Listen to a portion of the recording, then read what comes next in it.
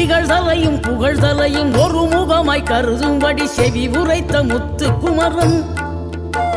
நீ வறுமையையும் வளமையையும் சமநிலையாய் உணரும்படி மதி கொடுத்த செல்வ குமரன் தடை 100 வந்தாலும் செயல் வெற்றியாக்கி தரும் தாராள குணம் கொண்டவன் நீ வலை வீசும் அறிவுக்கு தொலைவானவானாகி மாறாது அருள் செய்பவன் தீராத காதலோடு திருவடியை தொழுபவர்க்கு திரவியமே தருகின்றவன் நீதாராள உள்ளமோடு தவக்கோலம் கொண்டு பெறும் தார்மீக பொருள் தந்தவன் தார்மீக பொருள் தந்தவன் ஆறுபடை வீடும் அருள் வழங்கும் முருகா அருகே அணிவோடோடிவா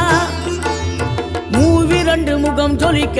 2 கரங்களுடன் ஆதர